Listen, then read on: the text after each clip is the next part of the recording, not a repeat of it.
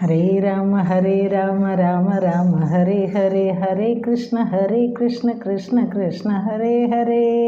നമ്മൾ ദശാവതാരങ്ങളിൽ 3 രാമന്മാരെ അറിയാം. 3 പേര് ആത്മാരാമന്മാരാണ്. അതായത് പരശുരാമൻ, മഴുവേന്തിയ രാമൻ. അതിൽ നിന്നും കുറച്ചും കൂടെ പരിഷ്കൃതമായ രൂപമാണ് ശ്രീരാമൻ, അമ്പും വില്ലും ഏന്തിയ രാമൻ. ഒരു കുറച്ചുകൂടെ പരിഷ്കൃത സമൂഹത്തെ കാണിച്ചു തരുന്നു. പിന്നെ രാജാവാണ്, പിന്നെ യുദ്ധം ചെയ്യുന്ന രാജാവിൻ്റെ ഒരു പ്രതീകമാണ്. പുരുഷോത്തമനാണ് ശ്രീരാമൻ. എന്നാൽ ബലരാമൻ, കലപ്പേന്തിയ രാമൻ, അത് നമ്മളെ കുറച്ചുകൂടെ കൃഷിയൊക്കെ ചെയ്ത് ജീവിതം കുറച്ചുകൂടെ നല്ലതാക്കാൻ, സുഖമുള്ളതാക്കാൻ പ്രേരിപ്പിക്കുന്ന ഒരു ഭഗവാന്റെ അവതാരമാണ് ബലരാമൻ.